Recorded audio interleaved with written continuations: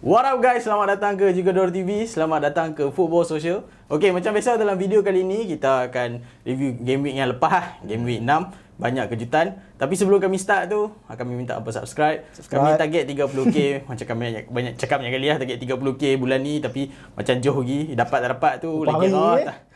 Tak dapat tu lagi rah. Hampa support je lah. Tapi kami berterima kasih lah kepada yang support. Teruskan support kami. Kami sangat-sangat berterima kasih. Dan 30k nanti kami akan buat giveaway lah. Hampa tunggu je lah. Okey Zaid, game hari tu, game semalam, banyak kejutan. Liverpool seri. Tak tahu apa jadi. MU kalah. Lepas tu title contender, orang kata favourite untuk menang Premier season ni, kalah dengan City. Aku tak, sebelum game tu memang ramai orang fokus dekat rivalry antara Tuchel dengan Pep Guardiola. Tuchel sebelum masa kat Jerman dia tak pernah menang dengan Pep.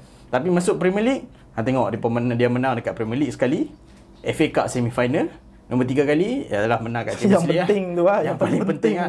Dia menang kat Champions League lah. Menang 1-0. Dekat mana orang main satu lah? Porto. Main kat Porto.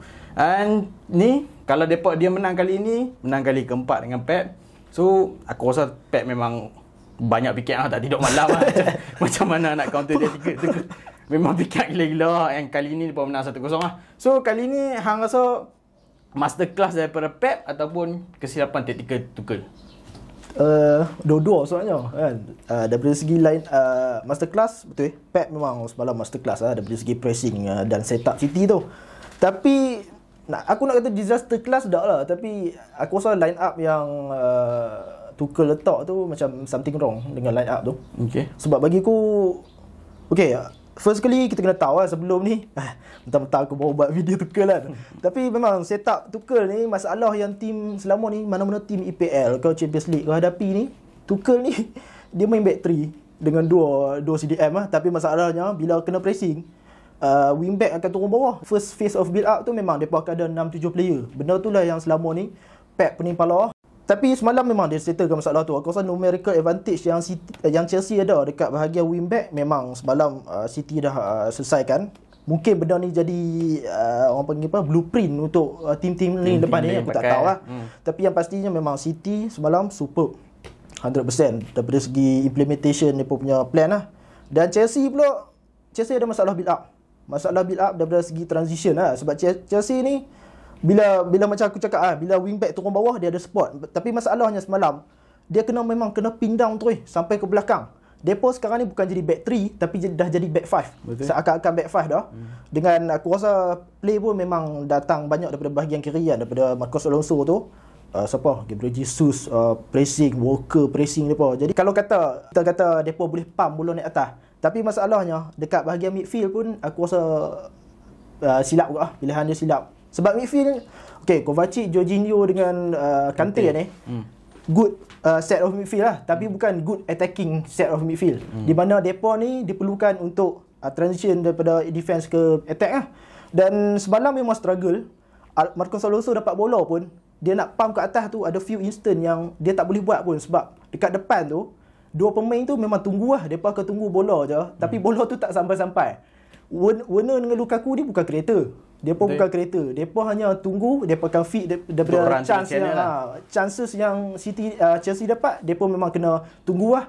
Dan benar chance tu tak sampai. First half kita tengok memang mereka defend deep.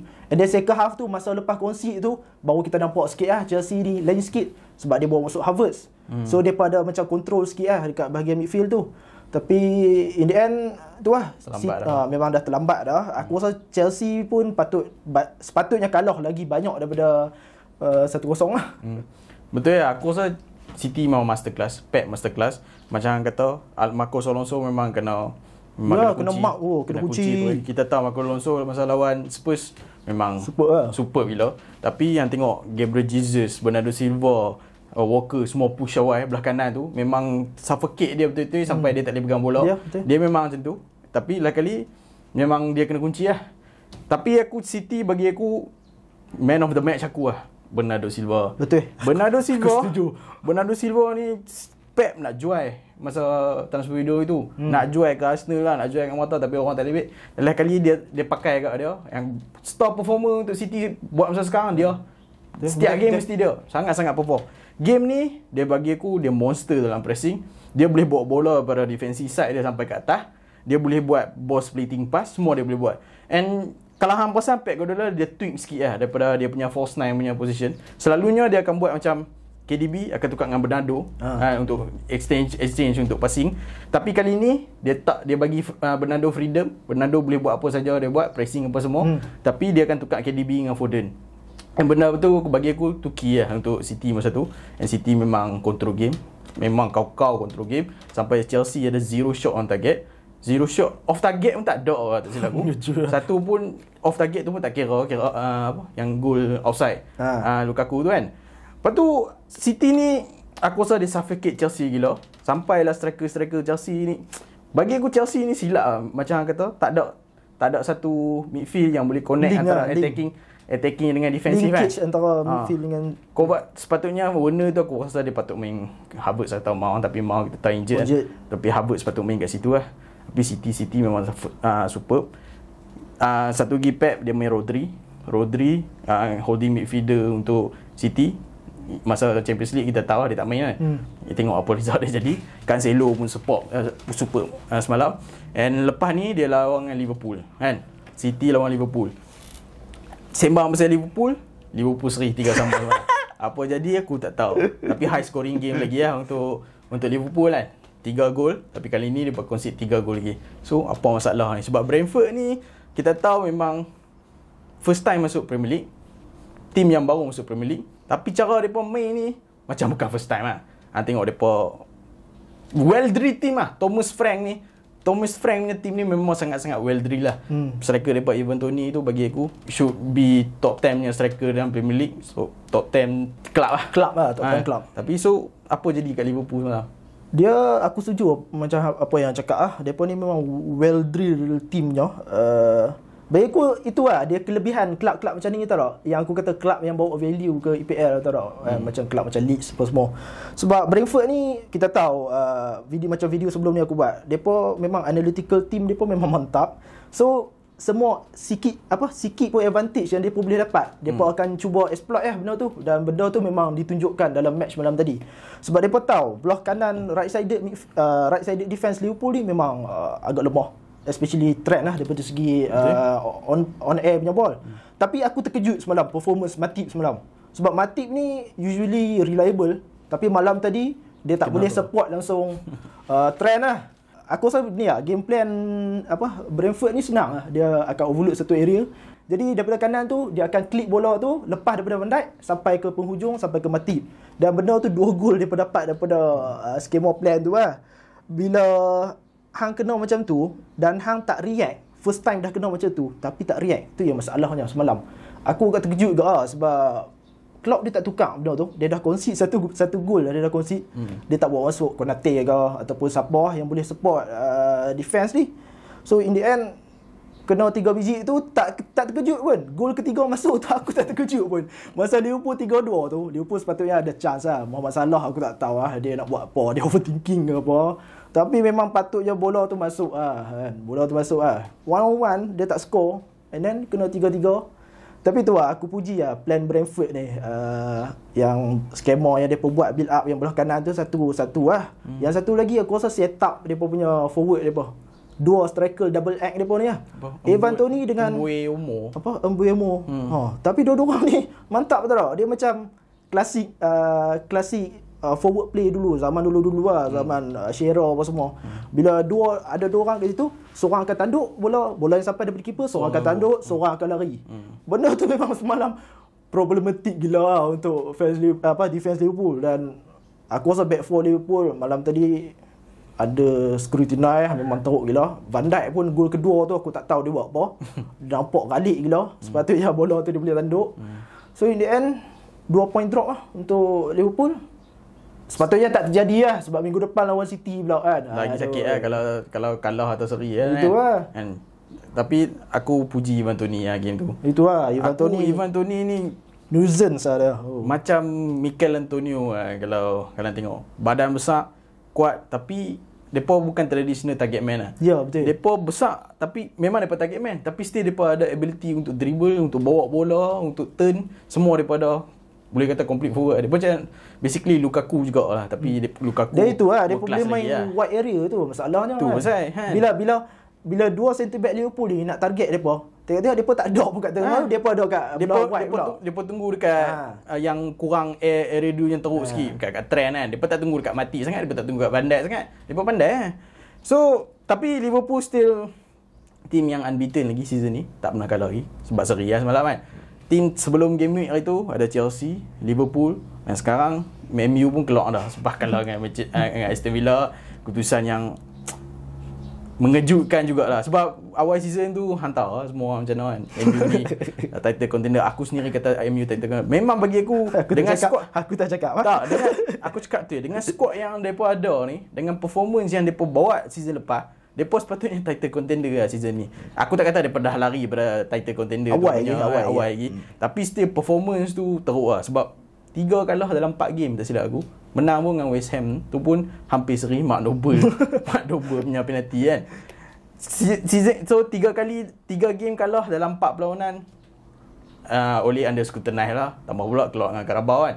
Kalah dengan Aston Villa tu, aku rasa MU benda yang sama lah. Basically dia pemain Fred dengan McTominay, defensive midfielder yang aku rasa kalau dia boleh pakai bila hang lawan dengan team yang macam Leeds, macam Liverpool yang banyak go all out attack. Team-team tu McTominay dengan Fred boleh pakai lah. Tapi kali ni depa memang betul-betul kan seorang kompeten CDM. Tapi masih sekarang depa tak beli lagi. Berapa kali lah kita duk cakap? Berapa kali lah cakap. Aku rasa daripada season lepas lagi cakap. Tapi Oleh tak beli. Oleh tak tengok video kita. Tapi memang teruk lah CDM Fred tu.